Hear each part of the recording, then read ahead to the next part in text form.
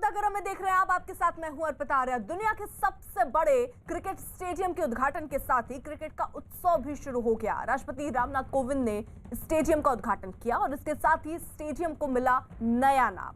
अब दुनिया के सबसे बड़े क्रिकेट स्टेडियम को नरेंद्र मोदी स्टेडियम के नाम से जाना जाएगा। नरेंद्र मोदी स्टेडियम के उद्घाटन के मौके पर केंद्रीय गृह मंत्री अमित शाह भी मौजूद रहे और उन्होंने कहा कि ये स्टेडियम उनके संसदीय क्षेत्र को और दृढ़ बनाएगा और साथ ही साथ पीएम मोदी की ओर से मिला सबसे बड़ा तोहफा भी बताया।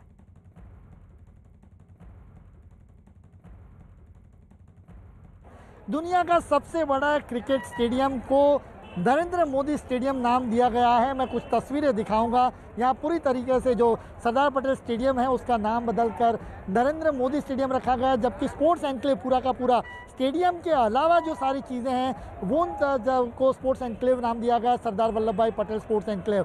तो ये नरेंद्र मोदी का, प्रधानमंत्री नरेंद्र मोदी का ड्रीम प्रोजेक्ट रहा है और यहाँ पर जब से ये इसको बनाया गया तब प्रधानमंत्री नरेंद्र मोदी दिलचस्पी लेते रहे और उनके विज़न के मुताबिक ही न कि केवल देश लेकिन दुनिया का सबसे बड़ा स्टेडियम ही नहीं बल्कि सबसे अत्याधुनिक सेवाओं के साथ स्टेडियम लेस है। वो सभी क्रिकेटर्स ने अपने ट्वीट के जरिए भी इस बात को रखा और ये जो आज प्रेसिडेंट रामनाथ कोविंद ने आज जिसका उद्घाटन किया उसको नाम नरेंद्र मोदी स्टेडियम फिलहाल रखा गया है।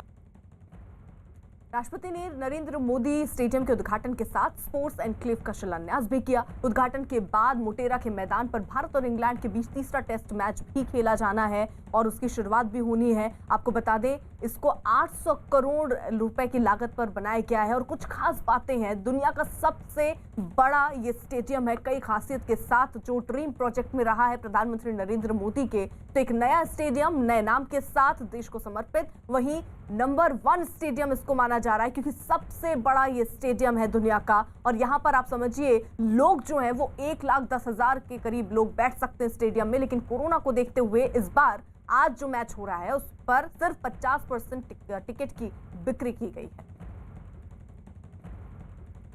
जब स्टेडियम बनाने की बात आई तब उन्होंने हम सब के सामने कहा था छोटा मत सोचकर सोचिए, गुजरात में जो भी होगा विश्व का सबसे बड़ा होगा और विश्व में सबसे बड़ा होकर रहेगा। और जब ये स्टेडियम बना और जब कैपेसिटी तराश की गई 1,32,000 दर्शक साथ में बैठकर क्रिकेट की मैच का लुत्फ उठा पाए, इस प्रकार का स्टेडियम श्री नरेंद्र मोदी के नाम से आज राष्ट्रपति महोदय ने अपने कर कमलों से उद्घाटित किया है, जो न केवल दुनिया का सबसे बड़ा क्रिकेट स्टेडियम है, दुनिया का सबसे बड़ा स्पोर्ट्स स्टेडियम है, जिसका नाम आज हमने हमारे देश के प्रधानमंत्री नरेंद्र मोदी जी के नाम से रखा है। अब आपको दो तस्वीरें दिखाते हैं। पहली तस्वीर नरेंद्र मोदी स्टेडियम के उद्घाटन की है। राष्ट्रपति रामनाथ कोविंद ने नरेंद्र मोदी स्टेडियम का उद्घाटन किया और दूसरी तस्वीर सरदार पटेल स्पोर्ट्स एनक्लेव की भूमि पूजन की है। राष्ट्रपति ने नरेंद्र मोदी स्टेडियम के उद्घाटन के साथ स्पोर्ट्स एनक्लेव का शिलान्यास भी किया, जहां हर खेल की पूरी सुविधा होगी। तो दो तस्वीरें, सबसे बड़ा स्टेडियम जहां पर देश को मिला है, वहीं पटेल स्पोर्ट्स एनक्लेव की शुरुआत भी हुई है, जहां पर सिर्फ क्रिकेट की बात नहीं है, यहाँ हर खेल को जगह है और हर खेल खेले जाने की सुविधा यहाँ पर रखी गई है। साथ ही साथ इस स्टेडियम को इस तरीके से बनाया गया है जो अपने आप में बेहद खास है। 63 एकड़ जमीन पर दरअसल ये फैला हुआ है और 800 करोड़ की लागत में ये स्टेडियम बना है। दुनिया का सबसे बड़ा क्रिकेट स्टेडियम है ये और इस लिहाज से भी बेहद खास है।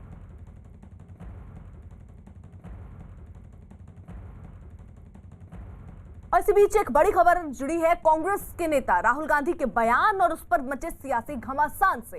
केरल के तिरुवनंतपुरम पहुंचे राहुल गांधी ने एक रैली में एक ऐसा बयान दे दिया जिस पर सियासी विवाद शुरू हो गया है। केरल के लोगों को संबोधित करते हुए राहुल गांधी ने वहां के लोगों की राजनीतिक समझ की जमकर तारीफ की, लेकिन इसी दौरान उन्होंने उत्तर भारतीय लोगों की समझ पर सवाल उठा दिया। राहुल ने कहा कि देश के राजनीतिक मुद्दों पर उत्तर भारत के लोगों की समझ को सतही होती है। राहुल ने कहा कि वो 15 साल तक उत्तर भारत से सांसद रहे, लेकिन जो ताजगी उन्हें केरल और खास तौर पर अपने संसदीय क्षेत्र वायनाड में मिलती है, वैसी पहले उत्तर भारत में नहीं मिली। For the first 15 years, I was a member of parliament in the north. So I had got used to a different type of politics. And for me, coming to Kerala was very refreshing, because suddenly I found that people are interested in issues, and not just superficially, but going into detail. And recently I was talking to some students in the United States, and I said, I really enjoy going to Kerala and I really love going to Wayanad. वहीं राहुल गांधी के इसी बयान के बाद देश की जो सियासत है वो भी गर्मा गई है। हमलावर हुई बीजेपी ने इस बयान को उत्तर भारत के लोगों का अपमान बताया। पिछले लोकसभा चुनावों में राहुल गांधी को अमेठी से हराने वाली केंद्रीय मंत्री स्मृति ईरानी ने राहुल के खिलाफ मोर्चा खोलते हुए उन्हें एहसान फरामोश तक करार दे दिया। साथ ही उन्होंने कह दिया कि अगर उत्तर भारत के लोगों से इतनी ही नाराजगी है तो कांग्रेस उत्तर भारत में वोट मांगने ना आए। हमारे साथ में केंद्रीय मंत्री और अमेठी से सांसद स्मृति ईरानी है। मैम, जिस तरीके से राहुल गांधी ने बयान दिया है साउथ भारत और इसके अलावा नॉर्थ इंडिया के लेकर, उस पर क्या कहना चाहिए? मैं इतना ही कहूँगी कि फूट डालने की राहुल गांधी की जो राजनीति है उसको जनता कैसे परास्त करती है उसका प्रमाण आपने कल गुजरात के स्थानीय निकाय के चुनाव में देख लिया है। राहुल गांधी ने पहली बार हिंदुस्तान के खिलाफ जहर उगला ऐसा नहीं है। कुछ हफ्ते पहले असम में जाकर गुजरात और गुजरातियों का अपमान किया। कल दक्षिण भारत और उत्तर भारत के बीच में भेद पैदा करने का उन्होंने निंदनीय काम किया। देश की राजधानी में भारत के टुकड़े होंगे उस नारे का स्वयं समर्थन किया। देश की आर्मी से उन्होंने दुश्मन देश में जाकर आक्रमण करने का प्रमाण मांगा। देश से इतनी नफरत है तो देश की राजनीति क्यों करते हैं ये मुझे नहीं समझ आता। इसके पीछे क्या मंशा मानती है? क्या आपको लगता है कि स्लिप ऑफ टंग है, उनकी समझदारी की वजह से यह जानबूझकर दिया गया? राहुल गांधी कभी स्लिप ऑफ टंग के मोहताज नहीं रहे हैं। जो भी बोलते हैं अपनी समझ के हिसाब से बोलते हैं। 15 साल जिस क्षेत्र से वो सांसद रहे उनकी समझ से वो लोग खोखले थे। लेकिन मैंने कल कहा कि एहसान फरामोश है राहुल गांधी कि वो संसदीय क्षेत्र जिसमें गरीब से गरीब जनता ने उनको प्रेम दिया, उनको आशीर्वाद दिया, ये जानते हुए कि राहुल गांधी ने विकास का एक काम वहाँ नहीं किया, ऐसी जनता का सरेआम अपमान करना, ऐसी जनता का तिरस्कार करना। हार को 1.5 साल हो चुका है भाई साहब। 1.5 साल से राहुल गांधी अपने दिल में अमेठी और उत्तर भारत के लिए इतनी नफरत पाल कर रख सकते हैं, ये कल जनता को पता चला है। यूपी के मुख्यमंत्री योगी आदित्यनाथ ने भी राहुल गांधी के बयान को बंटवारे की राजनीति बताया। उन्होंने राहुल पर अमेठी के लोगों को बदनाम करने का आरोप लगाया। बीजेपी अध्यक्ष ने भी तमाम बातें कही। मैं एक राष्ट्रीय पार्टी के एक नेता का एक वक्तव्य सुन रहा था। उत्तर प्रदेश ने उनको कई बार सांसद बनाया। हाँ, जो जाकर के उत्तर प्रदेश के लोगों की खिल्ली उड़ा रहे हैं केरल में जाकर के, बांटने का कार्य कर रहे हैं। और किससे? अमेरिकन छात्रों से बातचीत करते हैं। वो इससे पहले भी कर चुके हैं। या तो आदत ही ऐसी है या फिर मैंने किसी का नाम तो नहीं लिया, मैंने नाम तो नहीं लिया किसी का, लेकिन फिर ये कहावत चरितार्थ हो गई कि चोर की दाढ़ी में तिनका। वहीं बीजेपी अध्यक्ष जेपी नड्डा ने भी राहुल गांधी को उनके उत्तर भारतीयों पर दिए गए बयान पर घेरा। नड्डा ने बाकायदा ट्वीट करते हुए लिखा कि कुछ दिनों पहले राहुल गांधी नॉर्थ ईस्ट में थे तो भारत के पश्चिमी हिस्से के लिए जहर उगल रहे थे, आज दक्षिण में हैं तो उत्तर के लिए जहर उगल रहे हैं। फूट डालो और राजनीति से काम नहीं चलता राहुल गांधी जी। लोगों ने इस तरह की राजनीति को ठुकरा दिया है। देखिए गुजरात में आज क्या हुआ है। वहीं केंद्रीय मंत्री मुख्तार अब्बास नकवी ने भी अपने ही अंदाज में राहुल गांधी पर निशाना साधा और उनके बयान को पॉलिटिकल पाखंड बता दिया। ये पप्पू जो है पॉलिटिकल पाखंड की पिलपिली प्रयोगशाला बन गया है। और जो पप्पू पॉलिटिकल पाखंड की पिलपिली प्रयोगशाला बन जाए तो वो इसी तरह का कि साउथ में रिफ्रेशमेंट और नॉर्थ में एक्सपेरिमेंट। दरअसल जो एक परिवार के घोंसले में सिमटी हुई पार्टी है, परिवार के घोंसले में सिमटी हुई पार्टी और पप्पू के चोचलों में लिपटा हुआ पूरा नेतृत्व, तो यही कांग्रेस पार्टी के संकट का कंटक बना हुआ है। यूपी के मंत्री सिद्धार्थनाथ सिंह भी राहुल गांधी के बयान पर भड़क गए और उन्होंने देश को बांटने वाली राजनीति न करने की नसीहत दे डाली। 15 साल अमेठी उत्तर प्रदेश के वो सांसद रहे, यहीं से राजनीतिक सफ़र शुरू होता है। और आज केरला में जाकर आप उत्तर भारत और अमेठी के लोगों की बुराई करते हैं और कहते हैं कि वो जो मुद्दे हैं मुद्दे नहीं उठाते, उनको किसी और चीज़ में लोभ रहता है। और केरला के लोग खाली मुद्दे उठाते हैं, इश्यूज़ को पकड़ते हैं।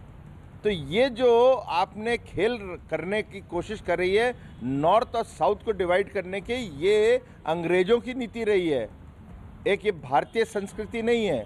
तो ये दुर्भाग्यपूर्ण है और इसके लिए मैं इतना ही कह सकता हूँ, एक ही शब्द आता है कि आप अमेठी की जनता के साथ एहसान फरामोश बन रहे हैं। कांग्रेस के सोच की पार्टी है। ये राहुल गांधी के इस बयान से जो उन्होंने केरल में दिया है, इससे साफ हो गया है कि ये हमेशा से बांटो और राजनीति करने वाली पार्टी रही है। आज भी उनका वक्तव्य ऐसा ही था, जिस तरह से वो हमेशा दिया करते हैं कि आज उन्होंने कहा कि उत्तर भारत के लोग और दक्षिण भारत के लोगों का अंतर बताया कि यहाँ के नासमझ लोग हैं उत्तर भारत के और वहां पर समझदार हैं। तो देश में विभाजन जिन्होंने पहले किया था, आज भी कोई नई रणनीति कांग्रेस के नेता कर रहे हैं विभाजन के लिए, जैसा राहुल गांधी जी का आज का बयान है, बहुत ही निंदनीय बयान।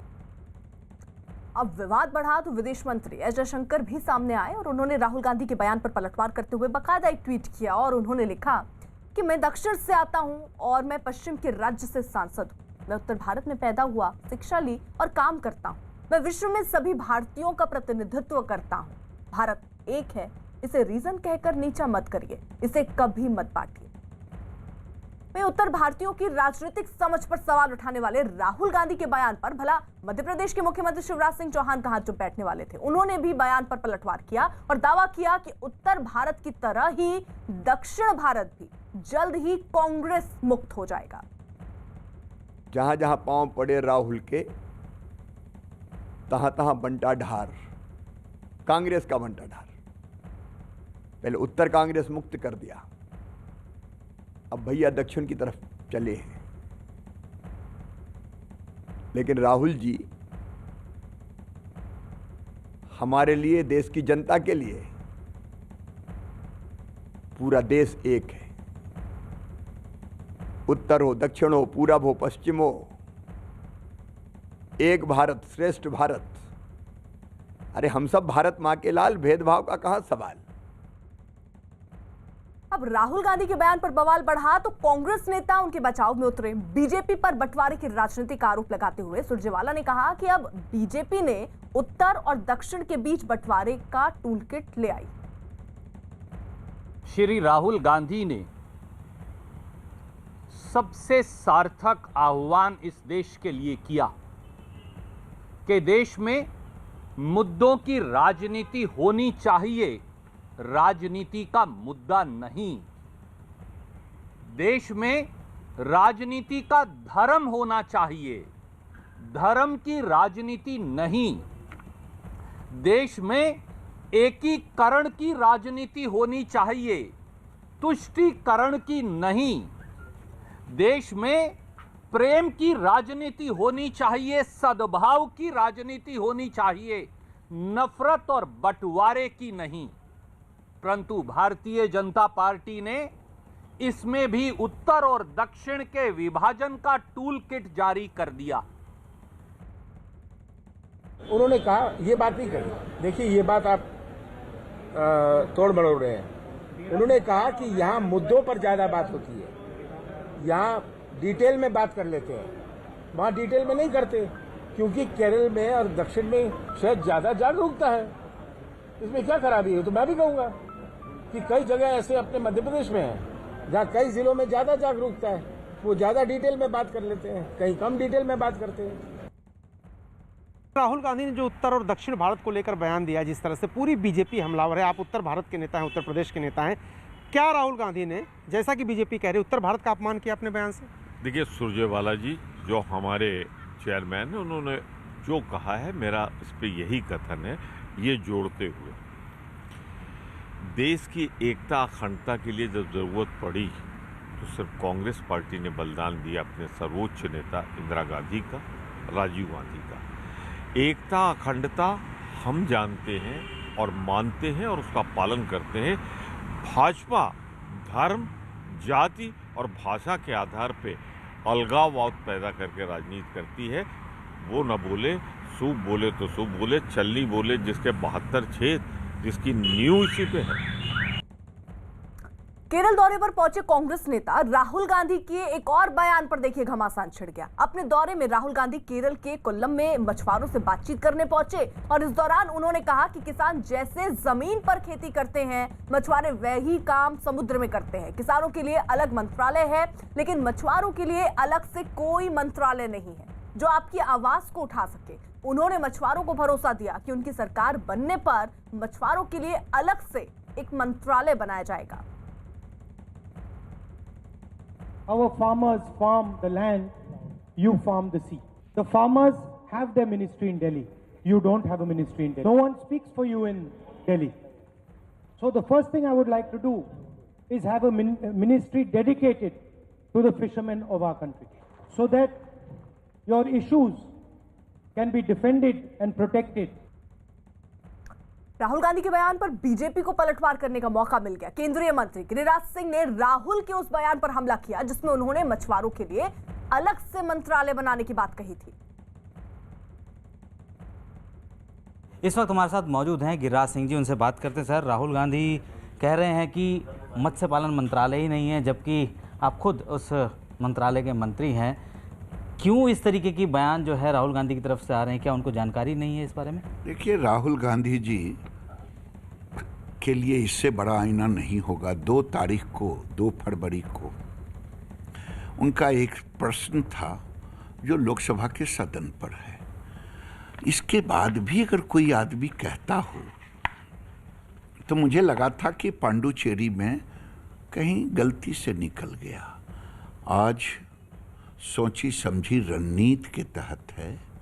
वो देश में भरम, मछुआरों में भरम, बहन किसान ये मैडम बाड्रा इधर भरम फैला रही हैं, भाई उत्तर और दक्षिण की बात कर में नफरत फैला रहे हैं, वो मछुआरों में भरम फैला रहे हैं। ये भरम का हफीम खा करके देश को एक भरम की जाल में रखना चाहते हैं। मेरा मानना यही है। क्योंकि उन्होंने खुद सवाल पूछा आपसे, आपके मंत्रालय से सवाल पूछा, ऐसा क्या है कि उनको सवाल भी याद नहीं है कि उन्होंने बाकायदा मंत्रालय से ये सवाल पूछा है और अब कह रहे हैं कि मंत्रालय है ही नहीं? अब जिसने सोच ही रखा हो, जिसने भरम का हफीम खा रखा हो, जिसने देश में नफरत की बीज बोना चाहा। और बड़ी खबर सामने आ रही है बीजेपी के खेमे से। बीजेपी कल से लखो सोनार बंगला मुहिम की शुरुआत कर रही है और उस मुहिम की शुरुआत खुद पार्टी अध्यक्ष जेपी नड्डा कल कोलकाता में करेंगे। इस मुहिम के तहत बीजेपी बंगाल की जनता को अगले 5 साल के लिए अपने विजन के बारे में बताएगी। इस दौरान बीजेपी 2 करोड़ लोगों के सुझाव जुटाएगी, जिसका इस्तेमाल घोषणा पत्र बनाने में किया जाएगा कि किस तरीके के मुद्दे दरअसल लोग चाह रहे हैं कि वो दूर हो, समस्याएं उनके सामने हैं, उन्हीं को घोषणा पत्र में शामिल करने की कोशिश होगी। अमिताभ सिन्हा हमारे साथ हमारे सहयोगी जुड़ चुके हैं। अमिताभ, लोगों के बीच पहुंचकर और उनके बीच न सिर्फ पहुंचकर उनके मुद्दे जानकर ही घोषणा पत्र तैयार करने की बात आ रही है। देखिए, ये एक बड़ा मैसिव प्रोग्राम है और इसके जरिए लोगों के मूड भापने की कोशिश करेगी बीजेपी और हर विधानसभा क्षेत्र में हर नुक्कड़ पर पहुंचने की कोशिश करेगी। इसके 2 बहुत सबसे महत्वपूर्ण कारण और इसमें सबसे बड़ी बात जो है, जेपी नड्डा इसका उद्घाटन कर रहे हैं। एलईडी रथ निकलेंगे जो हर विधानसभा क्षेत्र में जाएंगे। तो एक मैसिव कवरेज प्रोग्राम है जिससे पूरे बंगाल को बीजेपी कवर करेगी, आम जनता से जुड़ेगी और उनके सुझाव मांगेगी ताकि बीजेपी बंगाल को सोनार बांग्ला बनाने में, लोगों का सोनार बांग्ला बनाने में अगले 5 साल के लिए काम कर सके, वो भी लोगों की सलाह पर। तो जो बड़ी खबर सामने आ रही है, कल से बीजेपी की मुहिम का शुरुआत उसकी होनी है और दरअसल जनता को अगले 5 साल के लिए अपने विजन के बारे में यहां पर बताने की कोशिश बीजेपी की होगी। इस दौरान बीजेपी 2 करोड़ लोगों के सुझाव जुटाएगी। और अमिताभ, इतना बड़ा प्रोग्राम या इतनी बड़ी मुहिम जो बीजेपी की तरफ से शुरू की जा रही है, इसके लिए पूरा रोडमैप कैसे तैयार किया है? कैसे लोगों के बीच पहुंचेंगे और कैसे सुझाव जुटाए जाएंगे? देखिए, कैंपेन की शुरुआत जेपी नड्डा करेंगे जो कल सुबह 10 बजे होगी बीजेपी के पार्टी कार्यालय से कोलकाता में। इसके बाद रथों को रवाना किया जाएगा। ये सारे रथ 294 एलईडी रथ होंगे जो हर विधानसभा क्षेत्र को कवर करेंगे और हर एलईडी रथ में सजेशन बॉक्स होंगे, सुझाव पेटियां होंगी जिसमें लोग अपने सुझाव रखते जाएंगे। तो कुल मिलाकर टारगेट है 30,000 सजेशन बॉक्स का पूरे राज्य में और हर विधानसभा क्षेत्र में 100 सुझाव पेटियां रखी जाएंगी। मिस्ड कॉल नंबर दिए जाएंगे लोगों को ताकि उस मिस्ड कॉल पे करके वापस कॉल आए तो उस पर आप अपने सुझाव दे सके। तो एक बड़ा कार्यक्रम है, मैसिव कार्यक्रम है मास कॉन्टैक्ट का, जिसे जन संपर्क अभियान कहते हैं। सुझाव मांगना उसका एक हिस्सा है, लेकिन इस बहाने बीजेपी बंगाल के गली मोहल्ले, गली नुक्कड़ तक पहुंचने की कोशिश में है। लेकिन अमिताभ, जिस तरीके से ये कोशिश है, ये मुहिम बीजेपी छेड़ रही है, कितने दिन का एक लक्ष्य या टारगेट तय किया गया है कि कितने दिन का ये सुझाव मांगा जाएगा और उसके बाद उस हिसाब से घोषणा पत्र तैयार किया जाएगा? देखिए, पूरी तैयारी है। बीजेपी ने अपने कैंपेन की शुरुआत तो कर ही दी है। पार्टी के तमाम बड़े नेता पिछले 2 महीनों से लगातार जेपी नड्डा और अमित शाह दौरा कर रहे हैं। प्रधानमंत्री की कई रैलियां हो चुकी हैं। प्रधानमंत्री और भी आने वाले दिनों में कलकत्ता जाने वाले हैं चुनाव के ऐलान के पहले। तो कुल मिलाकर प्रचार की अभियान की शुरुआत हो गई है। बीजेपी में कई तृणमूल से आने वाले लोग शामिल भी हो रहे हैं और बीजेपी ममता सरकार को केंद्र की योजनाओं का लाभ न उठाने, लोगों की समस्याओं से दूर रहने की बात कर रही है। बीजेपी उन पर भ्रष्टाचार के आरोप लगा रही है। तो एक कैंपेन की शुरुआत हो चुकी है, लेकिन इसके माध्यम से लोग बंगाल के लिए क्या चाहते हैं, बंगाल का आम मानुष बंगाल के लिए क्या चाहता है, वो सुझाव मांगे जाएंगे। इस बहाने उनका दर्द भी जानेगी बीजेपी और इस बहाने उनसे संपर्क में भी जुटेगी बीजेपी। और एक बड़ा मैसिव जनसंपर्क अभियान है जो 294 विधानसभा क्षेत्रों को कवर करेगा। बिल्कुल, तो देखिए, कल से इस अभियान की शुरुआत होनी है और इसके लिए बाकायदा जो रथ निकलेंगे वो विधानसभा क्षेत्र पहुंचेंगे और वहां पर देखिए बड़ी खबर जो सामने आ रही है, इसी बीच वो भी जल्दी से आप तक अपडेट पहुंचा दे। इस बीच ममता बनर्जी ने हुगली की रैली में पीएम और बीजेपी पर निशाना साधा है। तो जहां एक तरफ बीजेपी अपनी रणनीति बना रही है, लगातार रैलियां कर रही है और अब ये तय होगी, वहीं दूसरी तरफ जो बड़ी जानकारी, ममता बनर्जी ने हुगली की रैली में पीएम और बीजेपी पर निशाना साधा। जितेंद्र हमारे साथ, हमारे सहयोगी इस वक्त जुड़ चुके हैं। जितेंद्र, क्या कहा ममता बनर्जी ने?